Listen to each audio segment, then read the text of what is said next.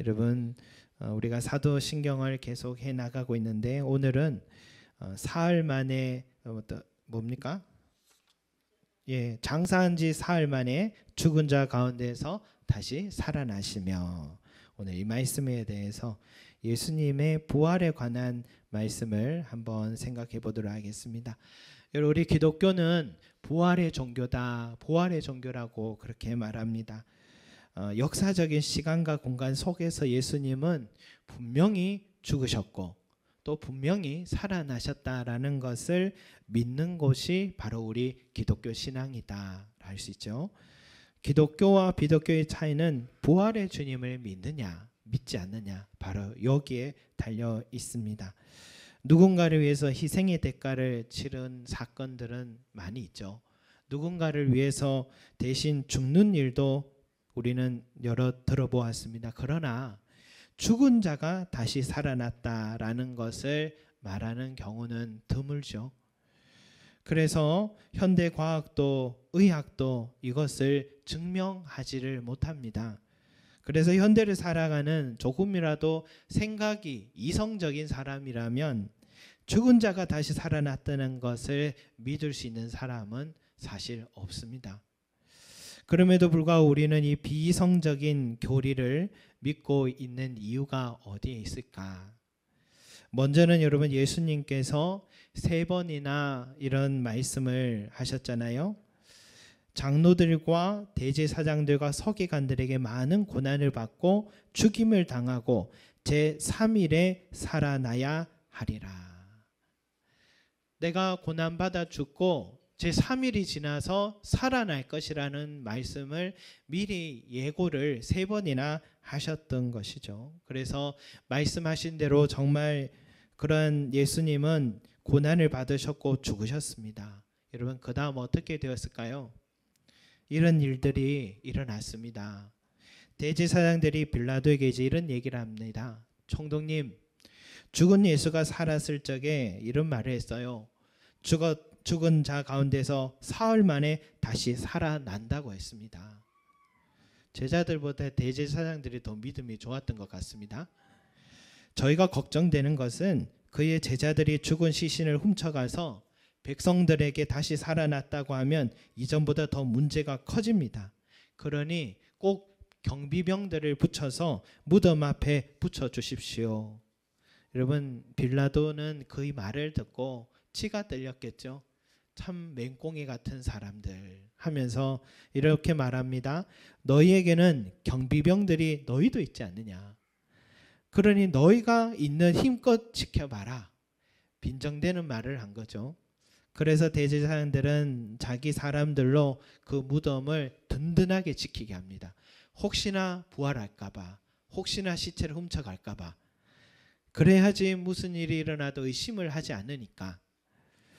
여러분, 드디어 안식 후 첫날, 안식일은 토요일이잖아요. 예수님은 금요일 오후에 돌아가셨으니까 안식 후 첫날은 일요일 새벽입니다. 그러니까 죽은 지 사흘이 지난 것이죠. 예수님을 사모했던 막달라 마리아와 여인들이 예수님의 무덤을 찾아보려 왔습니다.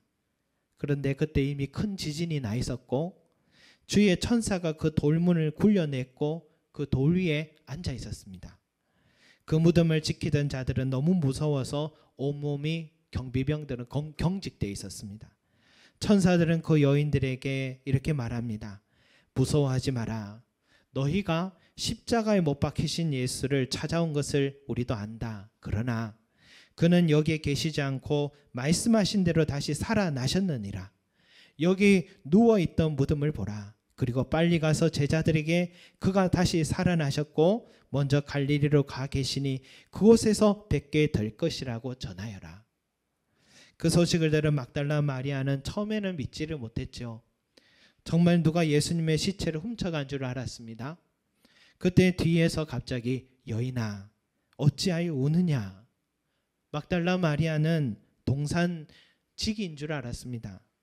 사람들이 내 주님의 시신을 어디로 옮겼는지 제가 알지 못합니다. 혹시 당신이 알고 있으면 말씀해 주세요. 그때 주님이 마리아야 라는 그 인자한 목소리를 부르니까 막달라 마리아가 그때서야 예수님의 목소리라는 것을 알게 되었습니다.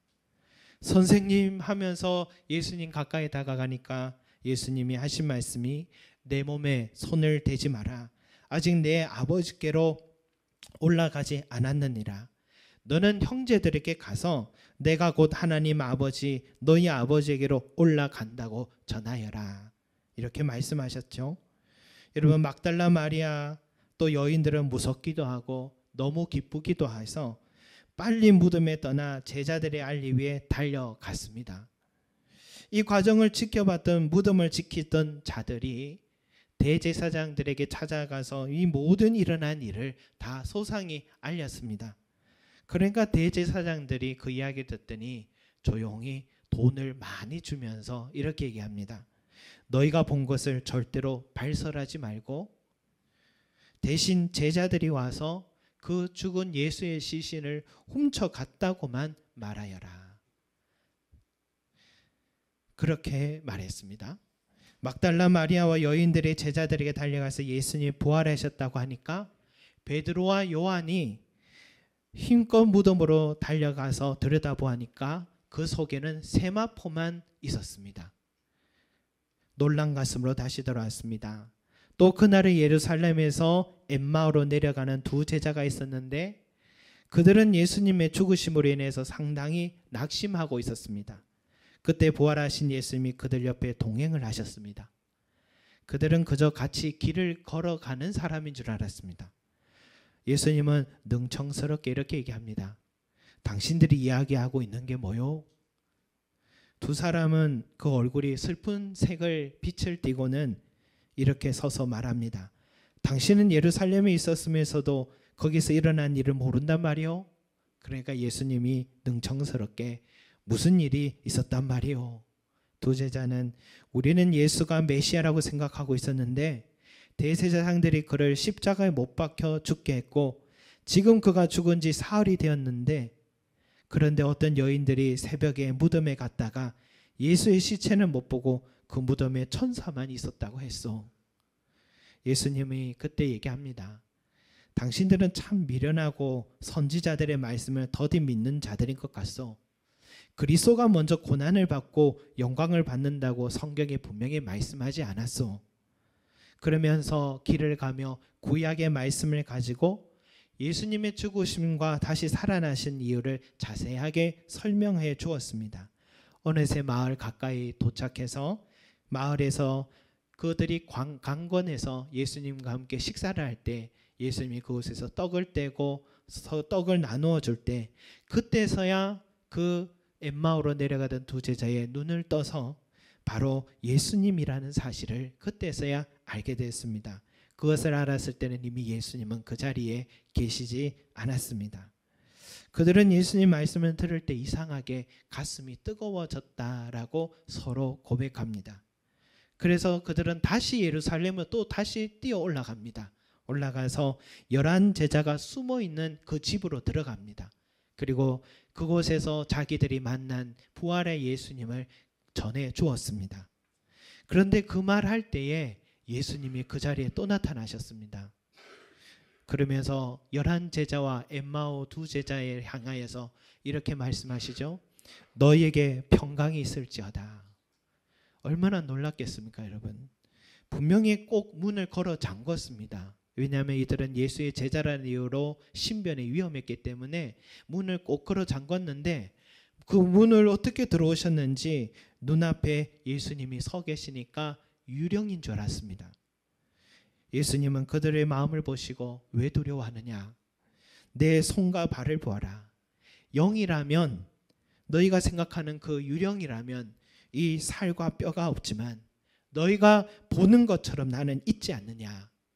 제자들은 놀랍고 두렵고 기뻐서 정신을 못 차리고 있으니까 예수님이 이렇게 말씀하십니다.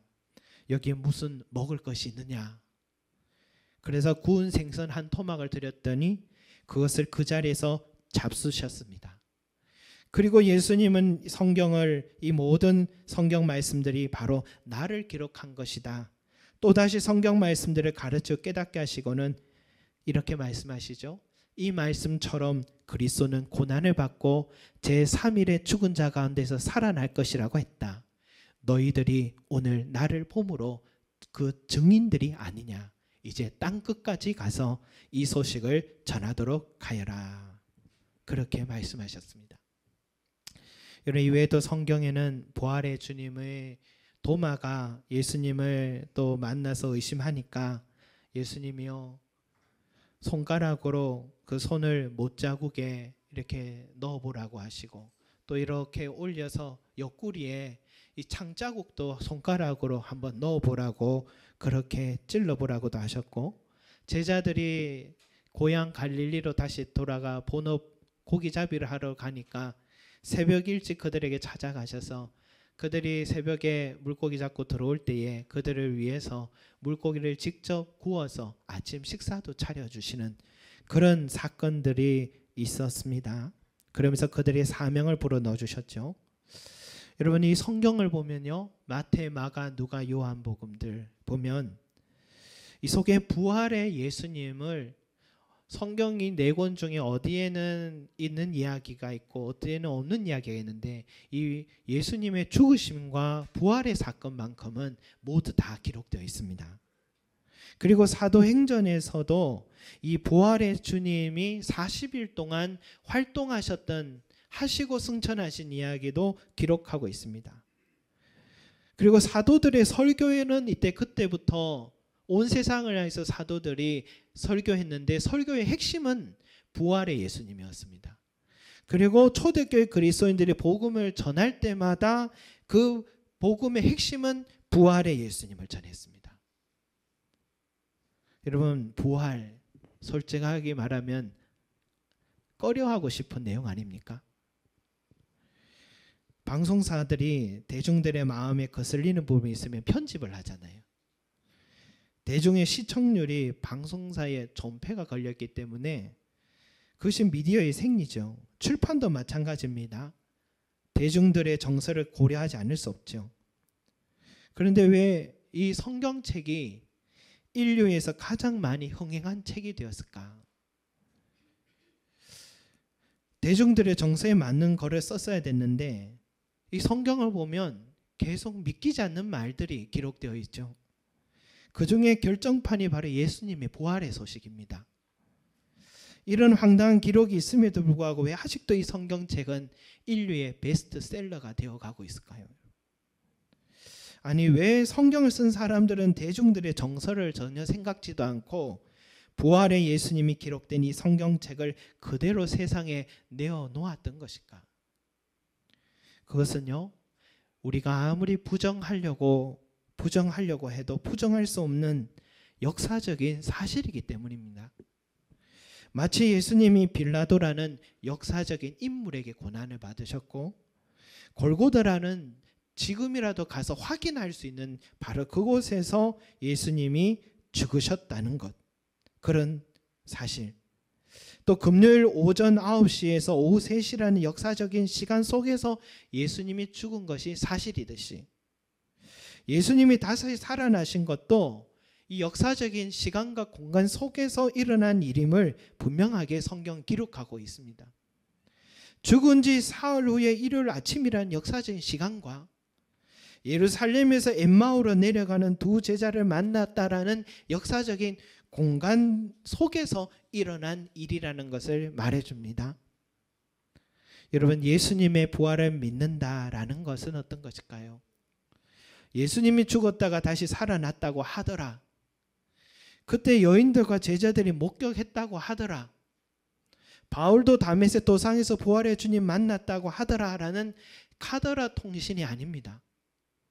그 정도만 이야기하고 우리가 다음 이야기는 빨리 예수님이 어떤 설교하셨는지, 어떤 좋은 말씀을 가르치셨는지 그것을 한번 귀 기울여보자 하고 말하면 안 되는 것입니다.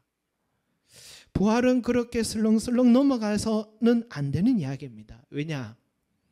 예수님이 죽으심이 아니었다면 우리가 구원을 얻을 길이 없기 때문에 예수님의 죽으심이 기독교의 핵심인 것이죠. 그와 함께 가장 중요한 기독교의 신앙의 핵심은 부활입니다. 성경이 이렇게 조목조목 부활의 주님을 기록하고 있는 이유는 그런 일이 있었다는 것을 말하려는 게 아닙니다. 바로 나에게 부활의 주님을 믿으라고 말씀하시는 것입니다.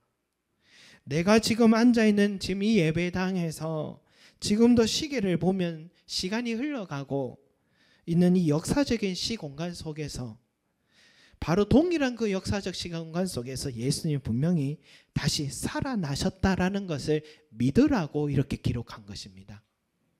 왜냐? 그것을 믿는 자는, 나도 언젠가는 죽지만 그것을 믿는 자는 예수님과 함께 다시 살아날 것을 확신할 수 있기 때문인 것입니다. 예수님의 부활은 나의 부활의 보증인 것입니다. 마치 사과나무에 처음으로 꽃이 피고 하나가 열매가 맺어지면 이제 수많은 열매들이 곧 동시에 맺어질 것이라는 것을 확신할 수 있듯이 예수님이라는 첫 열매가 부활을 한 것을 우리가 믿을 때에 나도 죽음으로 끝나는 것이 아니라 나도 부활할 수 있다라는 사실을 믿을 수가 있는 것입니다. 오래전에 제가 군에 있을 때에 성탄절이었습니다. 저희 부대에는 교회가 없었는데, 그래서 길을 가다가 냇가를 건너서 전차 부대에 가서 그 작은 교회에서 예배를 드려야 됐습니다. 그런데 성탄절 각 부대마다 장기 자랑을 해야 되는데 저희 부대는 뭘 할까 하다가 제가 각본을 짜고 꽁트를 준비했습니다. 그 꽁트 제목은 우째 이런 일이였습니다. 이런 내용이었어요.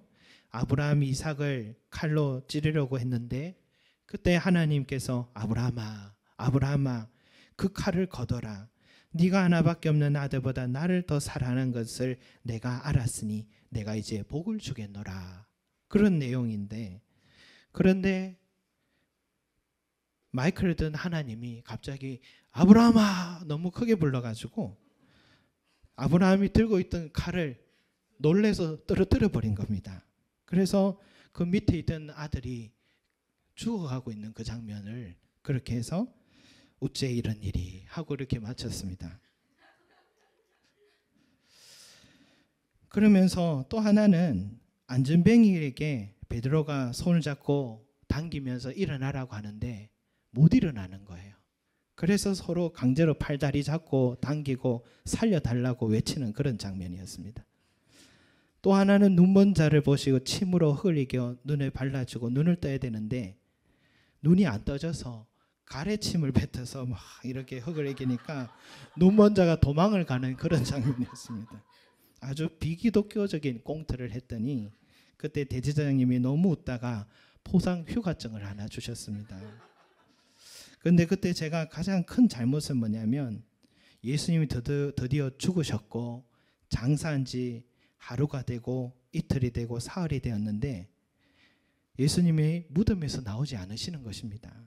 그렇게 4일 5일이 지나면서 어째 이런 일이 하고 꽁트를 마쳤던 기억이 납니다.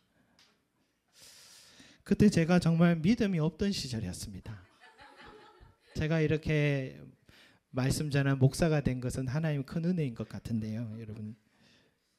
그런데 그때는 웃자고 한 일이지만 여러분, 그 꽁트처럼 예수님이 정말 무덤에서 다시 살아나지 않으셨다면 어떻게 되셨을까?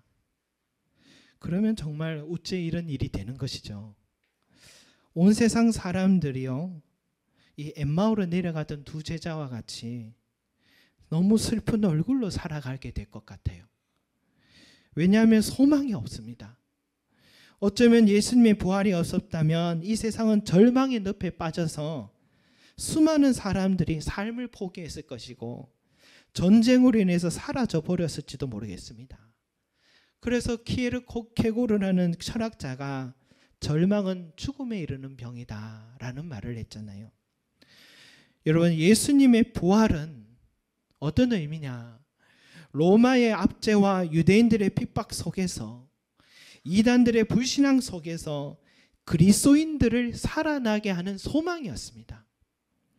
예수를 믿는다는 이유로 경기장에 붙들려 가서 사자들의 밥이 되어 가고 있을 때도 죽음과 맞서 싸울 수 있었던 것은 그들이 예수님의 그 부활의 소망을 갖고 있었기 때문인 것입니다. 왜냐? 예수님이 부활하셨기 때문에. 오늘 내가 이렇게 주님을 위하여서 죽는다 하더라도 나도 예수님처럼 다시 살아날 수 있다는 부활의 믿음이 그들에게 있어서 죽음을 두려워하지 않았던 것입니다. 여러분, 저와 여러분들이 예수님을 믿는다라는 것은 예수님의 죽으심이 바로 나를 위해서 죽으셨다라는 것을 믿는 것입니다. 또 그것을 믿는 사람은 예수님과 연합이 되는 것입니다. 그러면 예수님과 함께 죽고 또 예수님과 연합했기 때문에 예수님과 함께 다시 살아나는 것입니다. 그래서 바울이 오늘 읽었던 말씀에 그렇게 말씀하잖아요.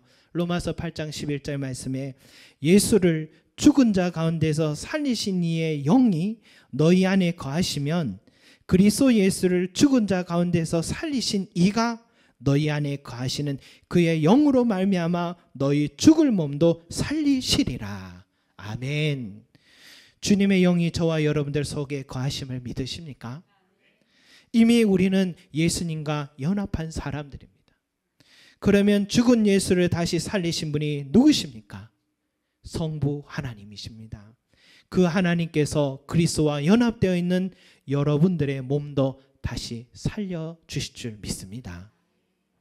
그래 여러분, 이 땅에서 고생 좀 하는 것 여러분 아쉬워하지 마시 바랍니다. 억울하게 생각하지 마십시오. 저 사람은 저렇게 복을 받았는데 나는 예수를 위해서 이렇게 열심히 살아가는데도 왜 이래 지지리도 복이 없을까? 여러분 자책하지 마십시오. 남들은 다 건강한데 나에게는 왜 이렇게 건강이 없을까? 나는 왜 이런 것을 물려받았을까? 여러분 낙심하지 마십시오. 우리가 예수를 잘 믿고 주의 나라를 위해 수고하고 헌신해도 잘 살 수도 있고 못 살 수도 있습니다. 건강할 수도 있고 건강하지 못할 수도 있고 오래 살 수도 있고 짧게 살 수도 있습니다. 여러분 그렇게 따지면 로마 경기장에서 죽어간 그리스도인들 다 젊은 사람들이에요. 순교한 주님의 제자들 다 30대입니다. 그들이 제일 억울한 사람들 아닙니까? 지금까지 순교자들이 그 초대교회부터 지금까지 예수님 때문에 죽어간 사람이 역사적으로 누군가 통계를 했는데 1억 명입니다. 1억 명이나 됩니다. 그럼에도 불구하고 그들이 기꺼이 그 길을 걸어간 이유는 주님이 부활하신 것처럼 나도 부활할 것을 믿기 때문이었습니다. 저도 어릴 때 저희 아버지께서 그렇게 기도 생활 많이 하시고 선한 일들 그래 많이 하셨는데 왜 그렇게 일찍 병이 찾아와서 저렇게 고통받고 돌아가셨을까? 저 어릴 때 그 모습이 선하게 기억나요. 그리고 돌아가신 이후로도 오랜 시간 저는 이해가 되지 않았습니다. 억울하잖아요. 하나님이 계신다면 그 기도 들어주셔야 되지 않았을까? 그러나 지금 주님의 품에서 평안히 잘 쉬고 계시고 아버지의 그 빈자리가 컸지만 어머니와 저희 네 자녀들은 다 하나님께서 직접 친아버지가 되어주셔서 이렇게 잘 키워주셨잖아요. 저를 보면 잘 키워주신 것 같지 않습니까? 네, 많이 변했잖아요 제가. 이런 부활의 신앙이 우리 가정을 살리신 거죠. 사랑하는 성도 여러분, 소망 잃지 마시기 바랍니다.